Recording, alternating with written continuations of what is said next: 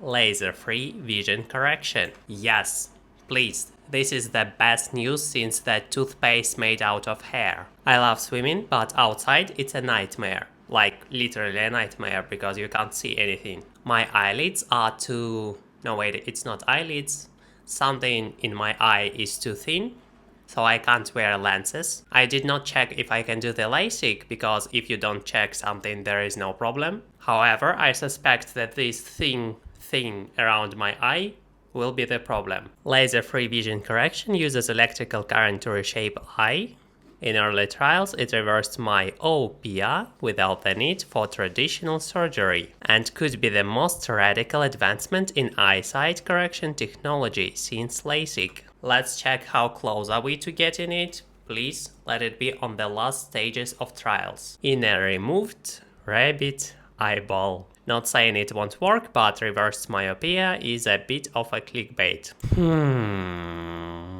This is interesting. I had PRK done about 20 years ago and it was life-changing. What is a PRK? So first they lasered your eyes, now they want to taser them. There is a long road between what we've done and the commercial use. Yes, but how long? Approval and commercial rollout, total of 5 to 10 years. World's first behavior transplant between species achieved. Behavior transplant. Scientists have transferred a courtship behavior from two fly species, triggering the recipient to perform this completely foreign act as if it was its own. If you could have any behavior transplanted into your brain, what would you choose? I can't really think of something, maybe I'm just perfect. Imagine there are two kinds of fruit flies. One kind sings to the lady flies by doing a wing song. Another kind gives a little drop of food as a romantic gift. Now scientists performed a trick. They pressed a special switch in the singing flies' brains, and suddenly those singing flies started giving food gifts too. I see where this is going. Girls, if you could change the behavior in your man, what would you choose? Singing or giving gifts? That's all great, but I want to know how we can use it. Experiment proves that you can unlock hidden behaviors across species with a single genetic switch. In the long run, it could revolutionize how we think about evolution, treat mental health, manage pests, and even shape animal behaviors. Oh right, I forgot that there is something unethical about changing human behavior. Imagine if we could transfer the behaviors that led to domestication between species that could really alter the course of history. We've only been able to domesticate a handful of animals and look at where that has got us. I'm not sure if it is positive or negative, where has it got us. But if you could domesticate any animal, what would you choose? Shark? Kangaroo? Monkey? Can't technically any animal be domesticated if you take them when they're babies and grow up with them? Probably not. Chinese company has developed an artificial womb that is capable of keeping fetuses alive and claim it'll be able to birth by 2026. What do you think? Well, first of all, thanks for asking. I know that my opinion is very important in this topic. And my opinion is, I hope it will help people who have some problems. But if it looks exactly like on this picture, it is super weird. I wonder if any woman will be able to decide to choose this. And also, why does it have to be a robot? Can't it just be, like in Matrix? So when do rich people get their hands on this and abuse the crap out of it? Organ harvesting, drone slaves, breed and build a population that is subservient. Drone slaves? What is a drone slave? On the other side, this could save many lives and give people a chance to have children who can't. Is it real? Yes, there is credible reporting on this development. Multiple reputable media outlets confirm that Kaiwa technology based on anyway, it is real. Prototype by 2026 costs around $14,000. Wow, it's much cheaper than I expected.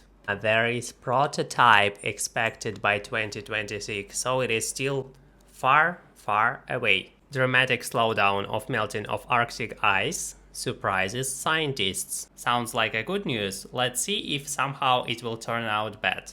For those saying this proves climate change wrong. Let me make an analogy of what the article actually says. We are in a bus accelerating downhill towards a ravine. The article says our speed those few past seconds was slightly lower than expected because of an unexpected gust of wind. But we're still going downhill very fast. I'm not surprised that we're going downhill, but it is the humanity's fault, or is it just natural occurrence because of the natural climate change that is happening on the Earth? The Arctic ice has a big cold blanket that covers the top of the world. For a long time this blanket was getting very thin and small every year. Why would a blanket get smaller and thinner? Unless some kind of giant is using it. Surprise! Over the last 20 years, that blanket hasn't been shrinking as fast as before. It's like it's taking a little break from melting so quickly. Scientists noticed this slowdown when they looked at satellite pictures from 1979 to 2024. Even though the melting slowed down overall, the Arctic ice is still much less than it was decades ago. 33% lower than in the past. Okay, but I want to know, who should we blame for this? Humans are the main reason the Arctic is shrinking overall. Really? I thought it is mainly nature. I know, I actually wasn't thinking much about the ice melting. I thought that climate change in general is just a natural Earth occurrence. But I guess the ice melting part is our fault. Oops. Have anybody thought that we should do something about it? Construction of world's first nuclear fusion plant starts in Washington. First, let me tell you everything I know about nuclear fusion.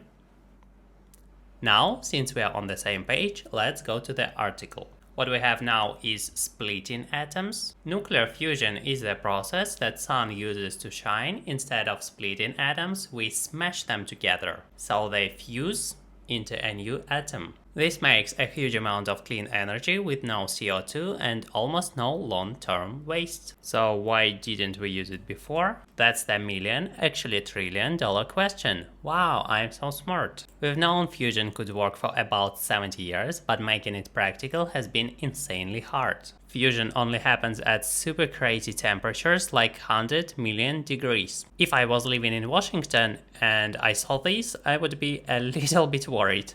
Powerful computers, supermagnets, and better lasers only became available in the last couple of decades. Now we're finally at the point where the machines can get close to breaking even. So basically, we all knew fusion was possible, but we didn't have the tech or materials to make it real. Now we might finally be there. If they are successful, this has the potential to step humanity into a new technical age. Fusion power has been promised for so many years, we all just have new fatigue on the topic. How is that possible? Does Helion have access to alien technology? People here are pretty skeptical. I guess it is not as easy as it might sound. Of course it doesn't sound easy, but you know what I mean. This is 100% as him to saw government funding and greedy investors. Fusion has been 30 years away for 70 years. It is extremely hard to make work, funding and politics. Huge fusion projects like ITER in France have been delayed and over budget for decades. Unclear definitions, alternative skepticism. Critics point out we already have proven clean energy like solar, wind and nuclear fission. They worry fusion hype distracts from investing in things that can help climate change right now. What did we learn today? That there are so many exciting things going on in the world. And you are sitting there watching YouTube video. Come on, go do something great with your life. Turn it off. Also subscribe for the next videos.